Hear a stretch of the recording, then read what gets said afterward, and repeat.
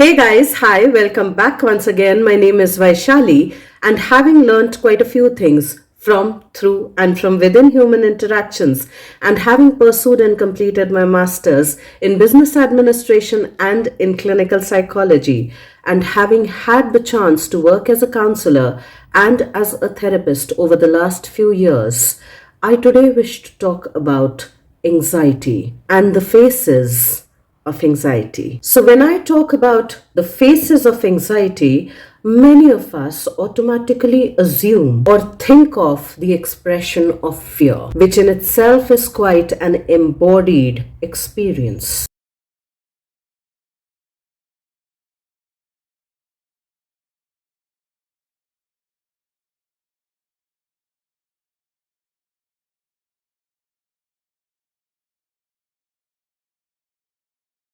Because quite naturally, our face is a part of our body, and our expressions are a part of that embodied emotion of fear.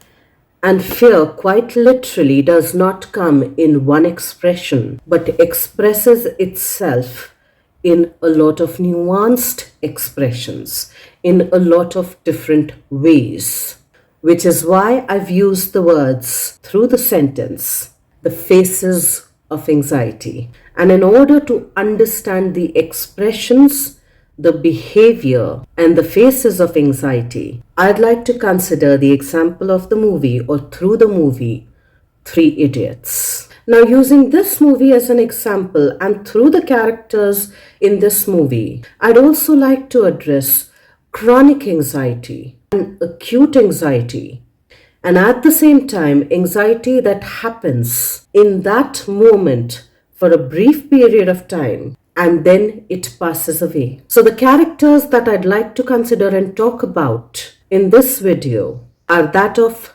Rancho, the character of Raju Rastogi, the character of Farhan Qureshi, Raju Rastogi's mother, and Farhan Qureshi's father and mother, the character of Silenza, the character of Viru Sahasrabuddhe or Virus, the character of Pia, one of the daughters of Viru Sahasrabuddhe or Virus, Pia's fiance, the character of Millimeter slash Centimeter, the character of original Ranchordas Chachar and his father, and the character of Joy Lobo. Now let us take up the characters that display perpetual anxiety of some kind or the other, and the way it gets projected and portrayed, the way it is expressed, the ways in which it impacts their lives and their decision making and their choices thereby, and then some of the other characters who do experience anxiety once in a while, but it's not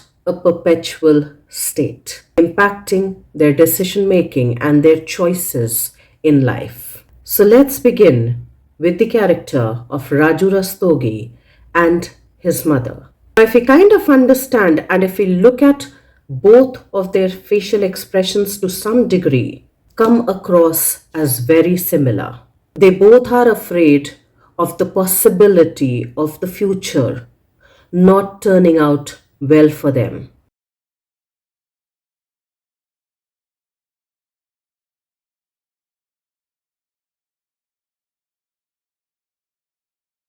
Raju Rastogi's family condition of a paralyzed father, of an unmarried sister, of dowry being asked when they talk about their daughter's or his sister's marriage, of the weight of expectations that he feels from his family, and thereby feels obligated and duty bound to fulfill them, to live up to them, almost lands him into committing suicide, gets him into a state, puts him into a state wherein he is present in his classroom, quite literally drunk, wherein he is as much afraid of his past, which has impacted his present life or his present life and family situations, and is also afraid of the future. The mother's anxieties, the mother's fears, are also projected when she keeps talking about how expensive things have become, how difficult it's for them to even sustain a bare minimum lifestyle or to have any kind of a lifestyle, wherein she keeps comparing the prices of the vegetables to the prices of the gold. And she is so not present in the present moment that she even serves a chapati to the guests at home, which are Raju's friends, after having scratched her husband's chest with the same rolling pin to then roll out the dough to make the chapati. Now, if we take the other character, Farhan Qureshi, and his family backdrop, and his father and his mother,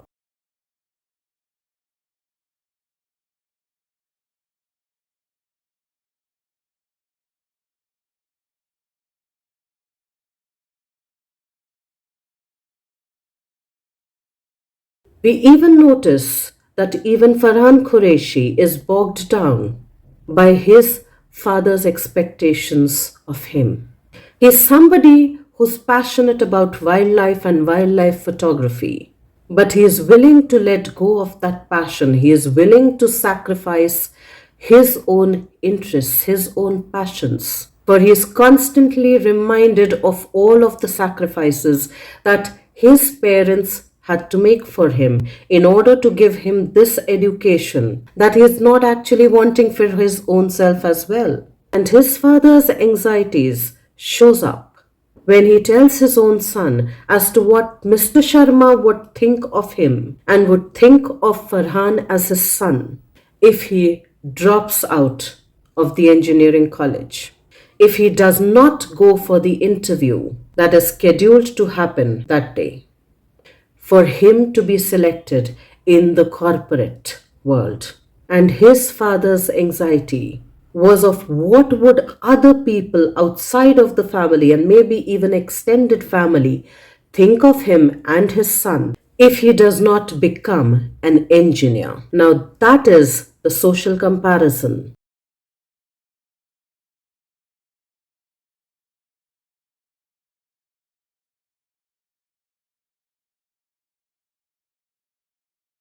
The societal recognition, the societal status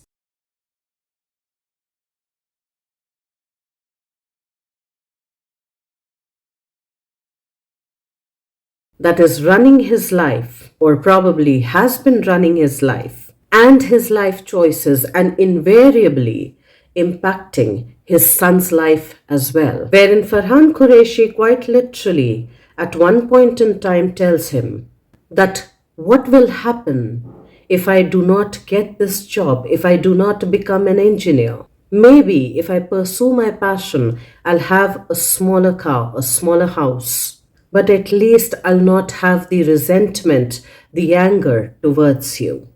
Maybe I'll live a more fulfilled life rather than living a comparative life. Maybe I'll be much more happier that I'm truly engaged with, that I'm truly curious about, that I'm truly passionate about. And yet, however, before this turning point, or before he had the courage to explain this to his father, he was willing to make the sacrifices in keeping with his passion, in keeping with his interest, because his father constantly reminded him of the kind of sacrifices that he and his wife had made for Farhan, which to him felt obligatory. And in Hindi, if I were to put it, I would say, which to him felt like an udhar.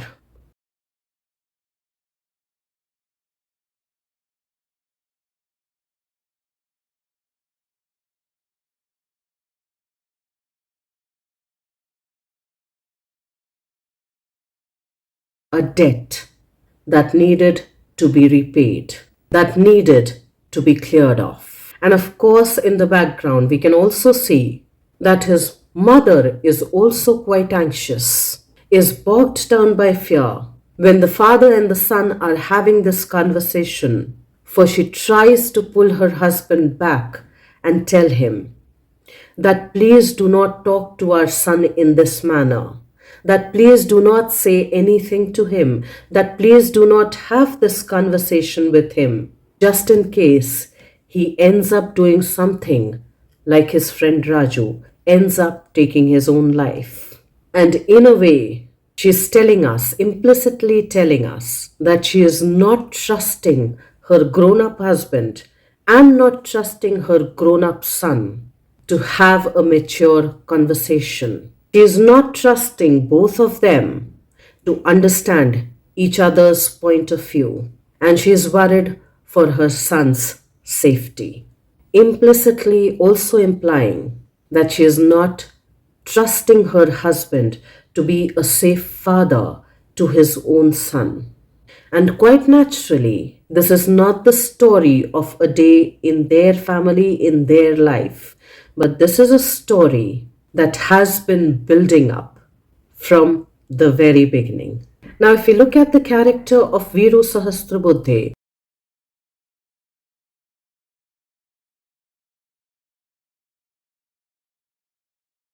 and the way he lives his life and his family dynamics with his own son who had committed suicide and with his own daughters, we'd also understand that he's somebody who tries to micromanage everything, who tries to micromanage most people in his life in a way which almost seems invasive, in ways in which they seem over controlling and thereby abusive as well. He's seen as somebody who's insensitive. He's seen and he's projected as somebody, or he comes across as somebody who's overly strict, who's overbearing also many a times, who works under severe performance pressures, and who has unmanaged fears of failure, fears of disappointment. He is hyper obsessive and can also be perfectionist to the point of controlling everybody else, including himself.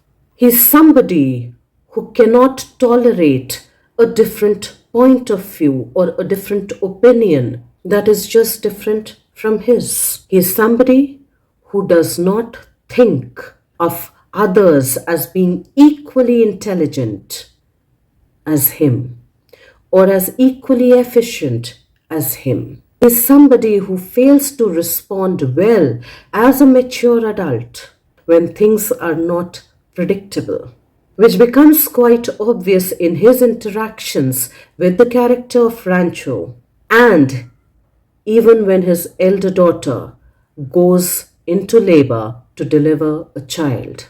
He's somebody who comes across as being excessively rigid, who does not allow any kind of flexibility.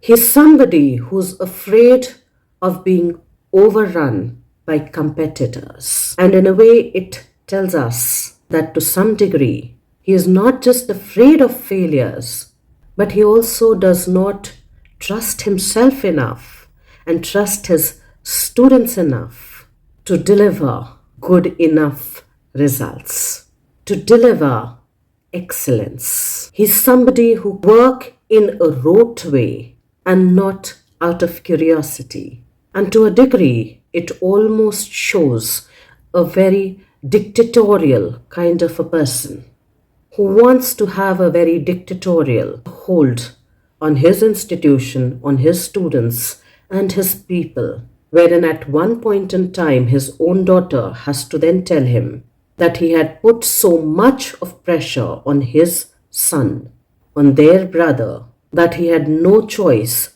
but to commit suicide. And in a way, it then tells us that his anxiety had been absorbed, had been transferred onto his son, who was not able to deal with it. And it was this transferred anxiety that led him to committing suicide. And in a way, we can understand here that how emotions get transferred from one person to the other.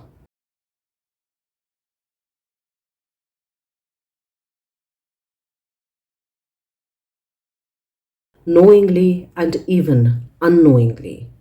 How trauma can be intergenerational, wherein it gets passed down from one generation to the other. How anxiety can also be transgenerational, wherein it gets passed down from one generation to the other, wherein the other generation observes it and absorbs it within its own self, within its own embodied self. How it can be running within the family system as well, and we are barely aware of it. Or we keep pointing the fingers onto others, onto somebody else, to say that's the carrier of anxiety, not me. That's the one that needs to be fixed, not me. And if we can look at the character of Joy Lobo,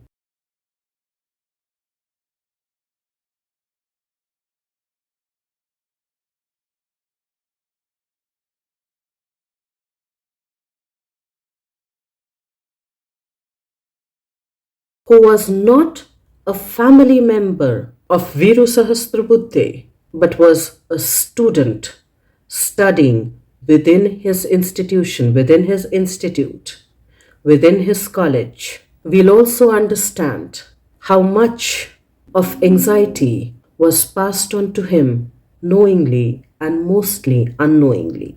Now, of course, how little he felt understood and how helpless he felt when he had gone on to ask for help a little time and he was refused that. For him to be able to complete his project, for him to be able to submit his project, which is where, to not disappoint his parents, he ended up taking his own life. To some degree, exactly what Viru Sahasrabuddhe's own son had done when he had ended up taking his own life.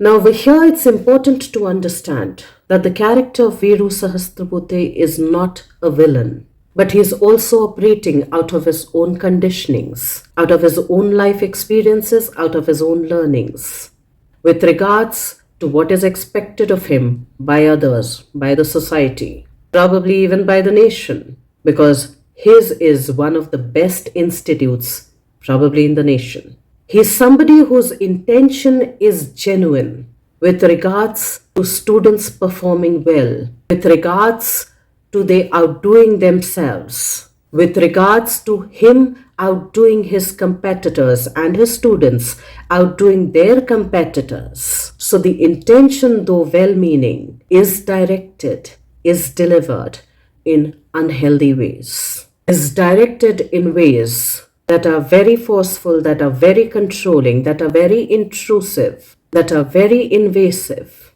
and that are very insensitive as well.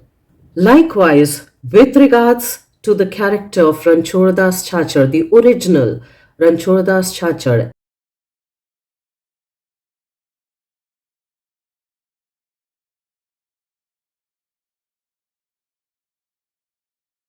and his father,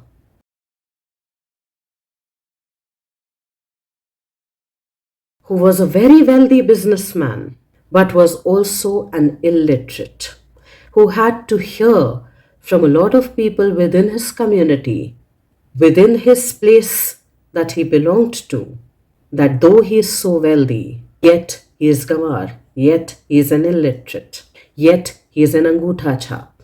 And that caused a lot of wounding, a lot of pain, a lot of hurt inside of him, in his own psyche, in his own mind, which would also make us understand that the mind does not work as an individual separate identity completely.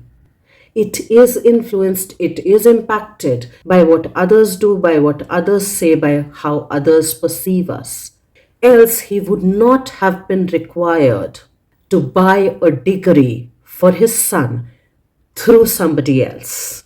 He would not have been required to make a deal with his household son's help, Chote, to enroll himself in schools and in the best college, in the best engineering college, under his own son's name, who was not good in studies, to then just get a degree in his son's name, stating that his son, Ranchordas Chachar, has completed his engineering degree through this and this college, where the reality was that somebody else under his name was studying in that college, that somebody else was completing the education for him. Now, if that was not fear and if that was not anxiety of how others think of him, what others say of him, what others talk behind his back, and which was also transferred to his son, what was it then? And in a way, to some degree, both of these people were also operating and making their life choices out of their own anxieties, out of their own fears.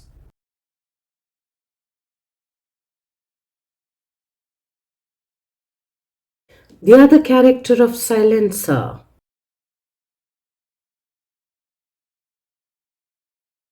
who's also motivated by scoring the best grades, but by bringing others down, but by distracting others when they are studying for the exams, is equally rigid, like Viru Sahasrabuddhe, is equally competitive, like Viru Sahasrabuddhe, believes in rote learning and not learning out of curiosity, like Viru Sahasrabuddhe and one of his teachers, and can hold grudges for very long, which in my understanding is pretty unhealthy.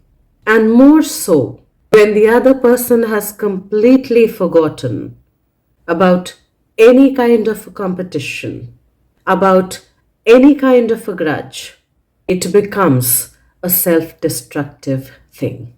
Or at least it becomes the embodied self destructive thing.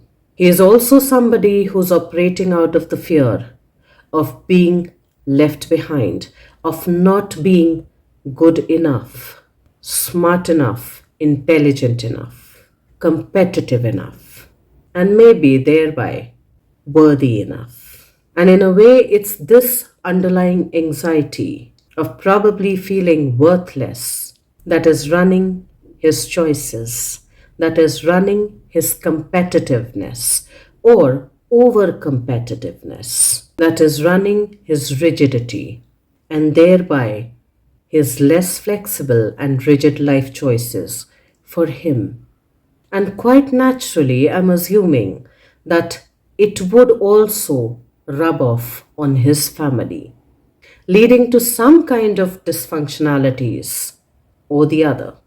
Now, over here, I'd also like to mention that the character of Pia, played by Kareena Kapoor as Viru Sahasrabuddhe's daughter, studying medicine, is also somebody who, though most of the times is able to stand up for herself, is able to express herself, also shows aspects of anxieties that are few and far in between. Thankfully so. Wherein she is almost about to get married to her fiance, whom at one point in time she had addressed as a gadha, just because in her own head probably she felt that she had disappointed her father way too often, that she had stood up against her own father way too often, that she had caused him humiliation way too often. And from that zone, probably when she decided or when she was about to marry her fiance, whom she had called a gadha, she was implicitly saying that anything is better than having nothing.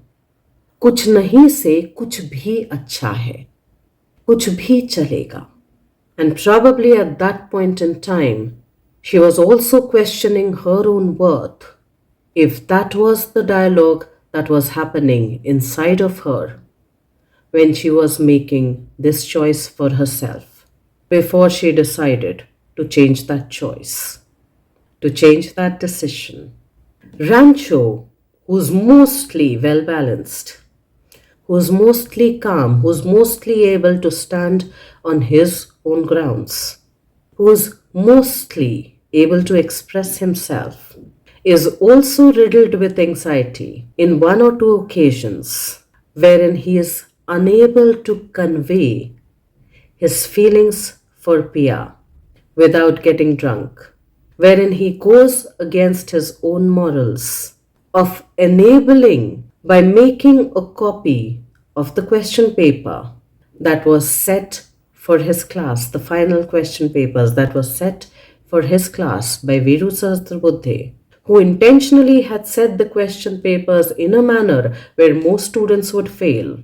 And Rancho goes on to make a copy of that original question paper to help his friend Raju cheat in the examination. Now we see some kind of an anxiety playing out here, which was in keeping with the backdrop, with the history that his own friend had tried to commit suicide by jumping off the window of the building.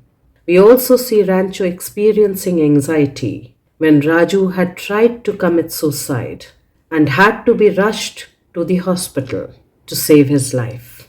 Now, that's also an anxiety that happens when certain situations occur in our lifetime, happen or present themselves in our lives. But that's not the perpetual anxiety. That's not the chronic anxiety that is underlying all of our major decisions and life choices.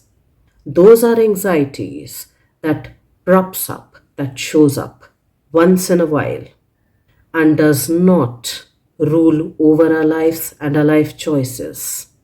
They are not the ones that form the backdrop of most of our life choices and our life decisions, unlike the way we've just analyzed in keeping with other characters.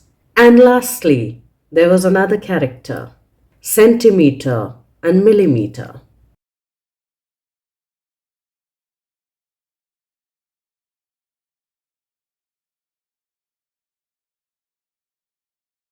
who, at least in my understanding and the way that I've looked at the movie or watched the movie, has not shown any kind of anxiety. Probably because he had accepted that he'd always be serving tea or something or the other to the students of this engineering college. Probably he had accepted that he'll always be ironing their clothes. Probably because there was nobody else in his life within his family expecting anything big from him. Or maybe because he had never experienced any kind of comparison within the family and from even outside. Just the way that comparison showed up in the original Ranchordas Chachar's father's life and Farhan Qureshi's father's life, wherein the comparison was with the outside society of what everybody else thought about them. Or maybe he was observant enough and curious enough to seek the opportunities that presented before him to be able to take that leap of faith and follow somebody, Rancho, who had not left any trace for him to be followed. And these are the faces of anxieties. These are the expressions of anxieties. These are the mannerisms of anxieties. These are the mindsets of anxieties. These are the family anxieties.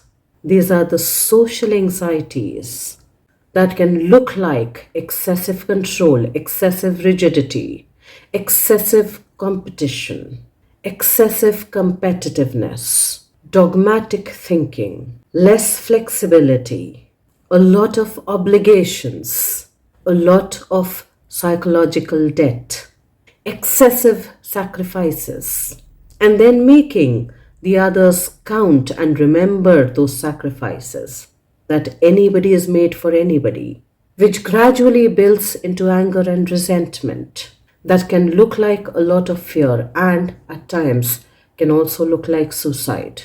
Are the aspects, are the facets of anxieties that shows up in our lives. And if we do not understand that, and if we are not mindful about that, They quite naturally begin to run our show without our explicit mindful awareness about them. Let's observe them in our lives. Let's see if they are driving our lives or if they just pop up once in a while, wherein we are able to handle them, wherein we are able to manage them. Or are they the ones running the shows of our lives, running the choices and the decisions of our lives? Let's reflect on that, and I will see you once again the next week. Till then, stay tuned in. And guys, if you do like the contextual content of these videos, please do like, share, and subscribe.